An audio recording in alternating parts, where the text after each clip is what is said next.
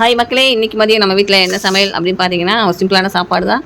சாதம் வச்சுருக்கேன். அதுக்கப்புறம் இன்றைக்கி வந்து மிளகு ரசம் தாங்க வச்சுருக்கேன். மிளகு ரசம் குழம்பு எதுவும் வைக்கல, ரொம்ப நாள் வச்சு வாரத்துக்கு ஒரு நாள் ரசம் சாப்பிட்ணுங்க. அதன்படி இன்றைக்கி வந்து மிளகு ரசம் தான் வச்சுருக்கிறேன்.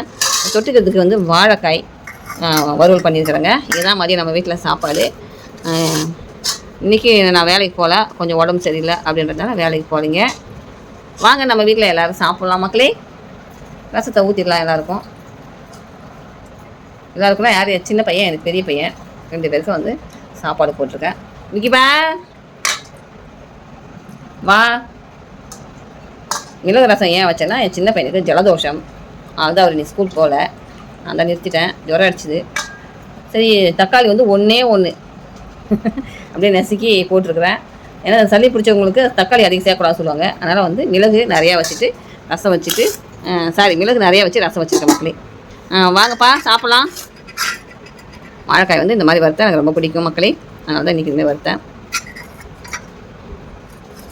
முக்கியமா ஆமாம், வாங்க சாப்பிடுங்க. இதான் மக்களே இன்றைக்கி நம்ம வீட்டில் எந்தாடி ராகவா. இதான் நம்ம வீட்டில் இன்றைக்கி சமையல். நீங்களும் என்ன சாப்பிட்டீங்கன்னு சொல்லிட்டு மறக்காமல் கமெண்ட்ஸ் பண்ணுங்கள். இந்தா நீ தொட்டு. அப்புறம் மக்களே, இன்றைக்கி நம்ம வீட்டில் மதியம் என்ன சமையல் சொல்லிட்டு பார்த்துட்டிங்களா? ஏதோ ஒன்று குறைதான் என்னுடைய முகத்தில். என்னன்னு பார்த்தீங்களா? கம்மல் தாங்க இல்லை. கம்மல் வந்து கருத்து போச்சு. நான் போட்டது கவரிங் கம்மல் தான், அது வந்து கருத்து போச்சுங்க. பவுன் கம்மல் வாங்குற அளவுக்குலாம் இப்போ வசதி இல்லை. இன்றைக்கி வந்து கவரிங் தெருவில் வந்து கவரிங் கம்மலாக விற்பாங்க இல்லையா, அந்த மாதிரி வந்து விற்றாங்க. அவங்கள்ட்ட வந்து கம்மல் வந்து ஒரு 2 கம்மல் எடுத்தேன். ஒன்று 100 ரூபான்னு சொல்லிட்டு 2 எடுத்தேன். அந்த கம்மல் வந்து காட்டுறேன் பாருங்கள், நல்லா இருக்குன்னு சொல்லிட்டு போட்டுருந்தது. இப்போ இன்றைக்கி கைட்டிட்டேன் பாருங்கள். சுத்தமாக கருத்து போச்சு, அசிங்கமாக இருந்துச்சு போட்டுன்னு இருக்கிறதுக்கே. நம்மளுடைய வாழ்க்கையெல்லாம் எவ்வளோ ஒரு மோசமான நிலையில் போயிட்டுருக்குன்னு பாருங்கள். என்ன பண்ணுறதுன்னு தெரியல. இதெல்லாம் கருத்து போச்சு, அதனால் அதை போடல. அசிங்கமானு சொல்லிட்டு கைட்டிட்டேன். அப்புறம் இன்றைக்கி வந்து தெருவில் வந்து விற்றாங்க. இது வந்து 100 ரூபான்னு சொல்லிட்டு வாங்கினேன் இந்த கமல். இந்த 50 நகை இருந்தால் கொடுங்கன்னு சொன்னேன். இது 50ன்னு சொல்லிட்டு கொடுத்துட்டு போயிருக்காங்க. இது 50னா என்னன்னு எனக்கு தெரியல.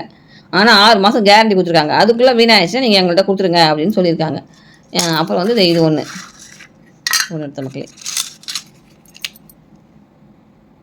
இந்த 2 கம்மல் எமர்ஜென்சிக்கு, இப்போதைக்கு எமர்ஜென்சி போகிறதுக்காக இதை வந்து எடுத்துருக்கிறேன். இந்தமாதிரி கம்மலாம் நான் போட்டதே கிடையாது வாழ்நாளில்.